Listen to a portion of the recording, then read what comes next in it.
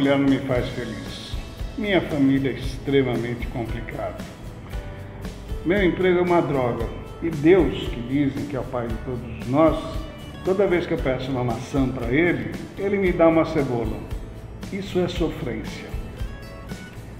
Quantas vezes você já não ouviu alguém falando isso? Quantas vezes você já não ouviu as pessoas, talvez não com essas mesmas palavras, mas se referindo à situação da vida dela nessas questões, questionando a sua situação com seu cônjuge, questionando a sua situação com seus familiares, porque a gente sabe que familiar é difícil, familiar é complicado, e não raro nós temos problemas e conflitos. Nós sabemos que a nossa vida diária, principalmente nesses últimos tempos, tem sido cada vez mais difícil. É muito natural que a gente comece a ver toda essa situação, toda a nossa vida, com uma visão assim meio de sofrência. E é sobre isso que nós vamos conversar um pouquinho hoje. Sobre a nossa opção pelo sofrimento. Pode parecer estranho para você, pode parecer difícil que uma pessoa escolha sofrer, mas normalmente nós agimos assim. Normalmente nós temos esse hábito de valorizar aquelas coisas que não são tão boas e esquecendo das outras coisas que são boas. E mesmo às vezes, quando nós não temos essas situações positivas para nos garantir, para nos fazer feliz, nós deixamos de ver que existem possibilidades para sermos felizes. O grande problema é que nós somos muito egocêntricos. Nós partimos do princípio de que os outros têm que nos fazer feliz, que os outros têm obrigação de nos dar alegria e felicidade. Nada mais equivocado do que isso. Nem os outros têm a obrigação de te fazer feliz, e nem você tem a obrigação de fazer alguém feliz. Ninguém é responsável pela felicidade de ninguém. O único que é responsável pela sua felicidade é você mesmo. E essa é uma escolha que você faz. É uma decisão que você toma. Aí de repente você vai falar assim, poxa vida, mas como é que é uma situação que eu escolho, como é que é uma decisão que eu tomo, se é o meu familiar, que é um sujeito complicado e que me faz infeliz? Bom, ele possivelmente te faz infeliz porque ele não é do jeito que você quer. Agora, quem foi que disse que ele tem que ser do jeito que você quer? E tem um outro complicador nessa história também. De repente, vamos imaginar que você consiga fazer com que a outra pessoa haja exatamente da maneira como você pretende que ela haja. Quem foi que disse que isso vai te fazer feliz? De repente você vai descobrir que isso daí é um tremendo engano. E não é raro isso acontecer. Deus, muitas vezes, você vai pedir alguma coisa para Deus e você não acaba recebendo alguma coisa que seja diferente daquilo que você queria. Mas, novamente, quem foi que disse que aquilo que você quer é o melhor para você? Quem foi que disse que Deus fazer as suas vontades menores ou Deus conceder a você tudo aquilo que você pretende é o caminho para a tua felicidade? Veja, nós estamos num mundo de provas e expiações, nós estamos num mundo de resgates. Então, a nossa situação, o nosso relacionamento, as pessoas que são próximas da gente, fazem parte desse resgate, fazem parte dessa expiação, fazem parte dessa necessidade do nosso aprendizado. E muitas vezes as situações que nos são colocadas também fazem parte desse aprendizado. De repente, se eu chegar e pedir a Deus que Ele me dê uma vida fácil, uma vida confortável, uma vida mais tranquila, de repente isso daí não vai fazer com que eu consiga obter aquele crescimento espiritual que eu preciso obter nessa vida. Porque é isso que nós precisamos ter em mente.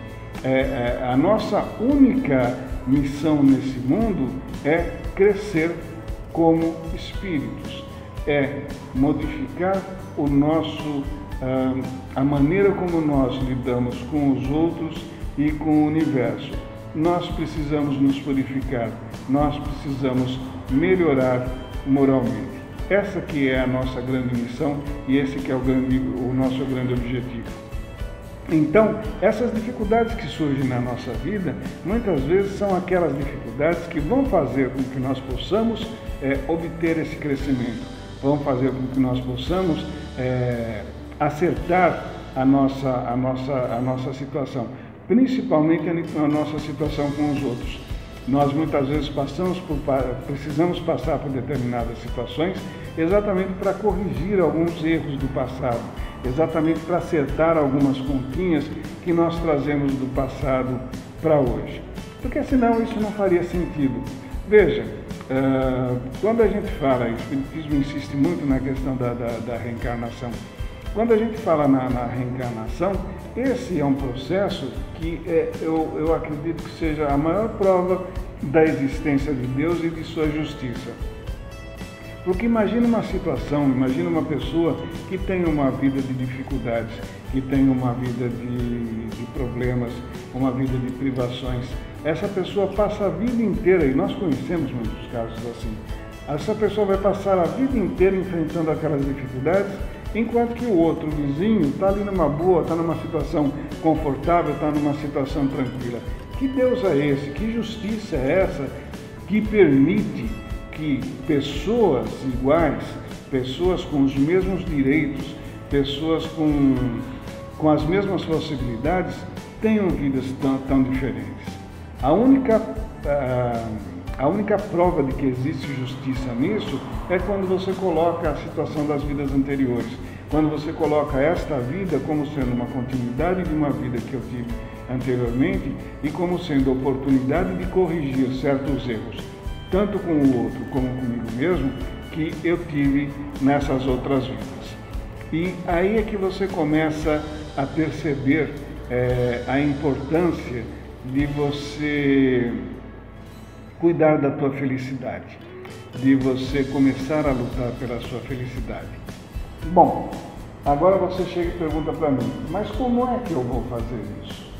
É muito simples, basta você começar a viver a sua vida e começar a se preocupar com a tua felicidade. Em primeiro lugar, não tente mudar ninguém, não tente fazer com que a outra pessoa seja exatamente do jeito que ela é.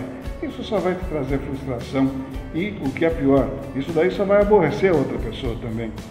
Aceite o outro do jeito que ele é, com suas qualidades, com seus defeitos, com seus equívocos, porque você também os tem e você tem que esperar que o outro também faça exatamente a mesma coisa com você. Não em teu proveito, não para o teu bem, mas para o bem dele. Porque quando nós começamos a respeitar o outro do jeito que ele é e quando nós começamos a aceitar o outro do jeito que ele é, nós passamos a deixar de ter dificuldades com ele, nós passamos de deixar de ter conflito com o outro. Essa coisa da aceitação é muito importante também para a nossa situação diária. É aquela situação poxa vida, eu estou numa atividade que não me satisfaz, eu estou numa atividade que não me traz felicidade, ou então que não me traga recompensa de ordem pessoal. Poxa vida, mas essa atividade que você tem, essa atividade profissional que você tem, é que está botando comida na tua casa, está botando comida na tua mesa, que está pagando o teu aluguel, a prestação da tua casa, que está dando para você aquele conforto mínimo necessário para você ter. Imagina aquela situação com aquelas pessoas que não têm sequer isso. Às vezes as pessoas podem pensar que isso é meio que um culto ao sofrimento. Não é um culto ao sofrimento, absolutamente. A grande defesa que a gente tem que fazer é da busca da felicidade a todo momento. Mas isso não significa que você tem que se rasgar por conta disso. Isso não significa que você tem que transformar essa busca da tua felicidade num imenso sofrimento. E infelizmente é isso que muita gente faz nesta busca equivocada da felicidade, porque muitas vezes nós nos equivocamos com relação àquilo que seja felicidade. Poxa vida, felicidade para mim é ter uma Ferrari. Cara, Se você não tem dinheiro para isso, não adianta você ficar se descabelando, para aqueles que têm cabelo, evidentemente, ficar se descabelando por você não ter aquilo. Você vai se frustrar. A vida te deu o quê? Te deu um golzinho velho? Ótimo! E graças a Deus que você tem esse golzinho velho. Esta é a oportunidade de você ser feliz com o teu golzinho velho. Mas muitas vezes você reclama, você nem vê todo o bem que aquele golzinho velho te faz e você fica choramingando pela Ferrari que você não tem, possivelmente você não vai ter, porque isso é para poucos e isso não significa que você seja um desses poucos. Talvez não esteja na tua história de vida, não esteja nas tuas necessidades de aprendizado você ter uma Ferrari. Contentar-se com aquilo que nós temos e ficar satisfeitos com aquilo que nós temos é um caminho seguro para a nossa felicidade. Você olhar para Deus e começar a pedir coisas impossíveis, começar a pedir coisas que não fazem muitas vezes parte da tua realidade, também é um outro caminho para você se frustrar. Poxa, mas então eu não posso pedir as coisas para Deus? Lógico que você pode. O que você não deve é, na hora em que você não receber isso que você pediu, começar a se revoltar ou ficar infeliz por você não ter aquilo que você pediu. Fique feliz com tudo aquilo que você receba. Novamente, a ideia aqui não é fazer com que você adote uma atitude passiva, com que você simplesmente fala, minha vida é assim, então vai ficar desse jeito. Não, você tem a obrigação de procurar o melhor para você. Você tem a obrigação, e não só a obrigação, você tem o direito de buscar aquilo que é melhor para você. Mas você não pode fazer com que essa busca se transforme num sofrimento. Você tem que buscar o que seja melhor para você, mas de uma maneira saudável, de uma maneira suave, de uma maneira que realmente te faça crescer como pessoa. E na hora em que você não receber, ou que na hora em que você não conquistar aquilo que você está buscando, poxa vida, não se frustre. De repente não era o momento, de repente não era o melhor caminho para você. Ter fé não é acreditar cegamente que você vai receber absolutamente tudo o que você pede. Ter fé é acreditar firmemente que você vai receber tudo aquilo que você necessita. Muito embora às vezes não seja aquilo que você quer. Muitas vezes acabe sendo uma situação pouco agradável.